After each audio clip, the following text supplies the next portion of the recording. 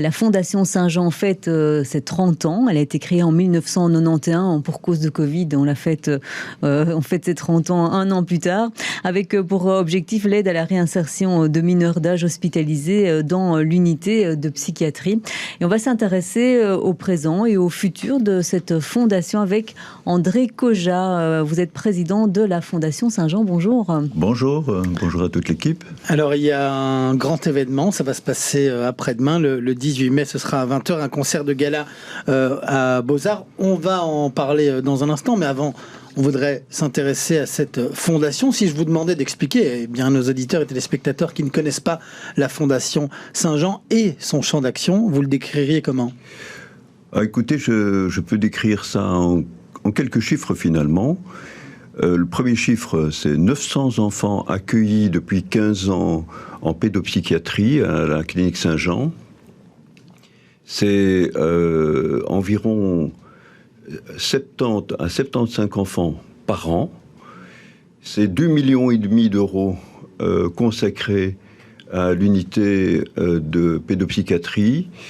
Et finalement, que fait-on dans cette unité ? Et quel est le rôle de la Fondation ?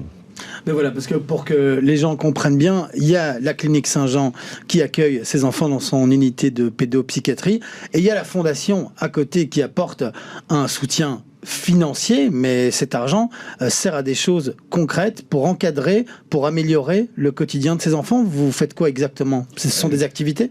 Exactement, donc le mot encadrement est tout à fait approprié.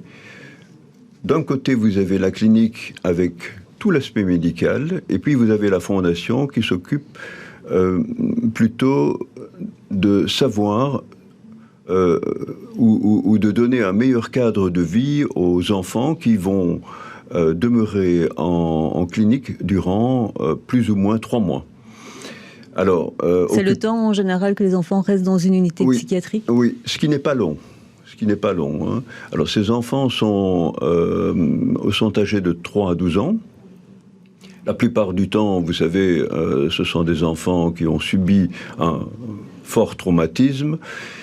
Et la Fondation, avec l'aide de psychologues et de pédopsychiatres, en 2005, nous avons défini un projet pédagogique. Et ce projet en particulier, nous le portons surtout sur tout l'aspect sportif, culturel, éducatif, récréatif. Ça, c'est notre fonction.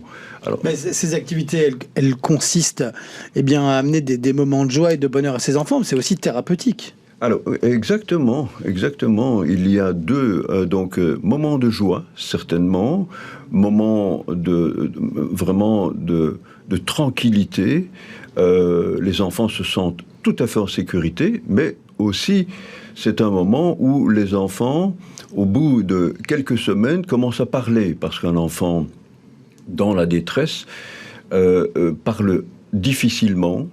Mais lorsque vous lui donnez des cours d'hypothérapie, des séances d'hypothérapie, une journée à la ferme, une journée à la mer... On les sort aussi de l'hôpital. On les sort de l'hôpital et la Fondation a payé un véhicule pour pouvoir justement emmener ses enfants à ces séances d'hypothérapie ou ailleurs. C'est fort important parce que les enfants, lorsqu'ils prenaient un tramway, un bus, ils étaient parfois confrontés à de la violence dans le bus, et ça se répercutait sur eux. Il y avait des enfants qui étaient en crise.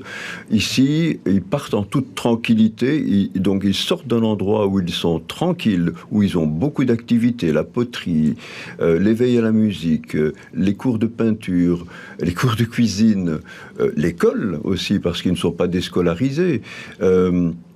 Et puis ils partent à leurs activités en toute tranquillité, ils reviennent en toute tranquillité, ça se passe bien, et ça permet justement à l'enfant de s'ouvrir, de parler de ses problèmes.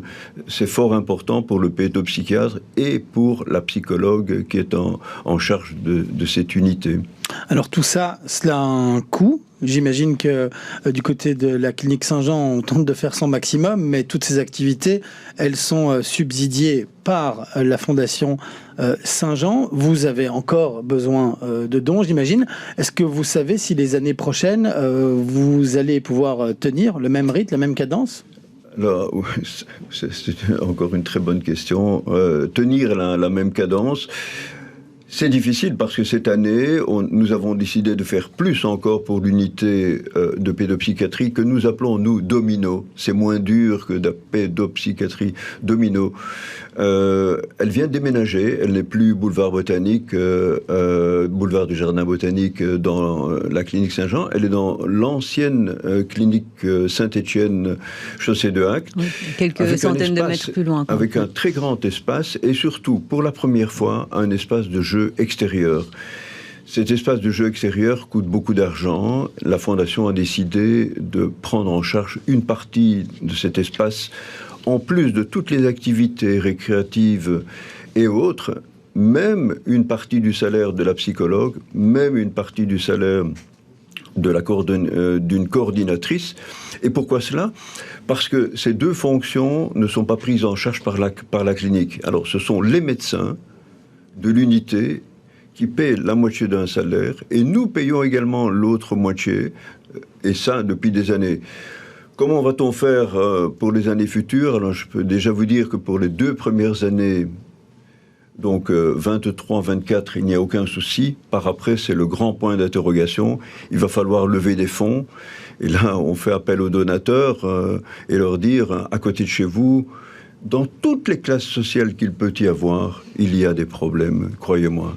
Et si les gens qui nous écoutent veulent encore en savoir plus, on peut retrouver toutes les informations sur votre site internet. Et il y a également le grand gala, ça se passera mercredi à Beaux-Arts, un spectacle musical autour de la vie d'Offenbach à l'honneur des 30 ans de la Fondation Saint-Jean. Merci beaucoup d'être venu nous voir ici sur le plateau. Merci en tout cas aux journalistes, merci.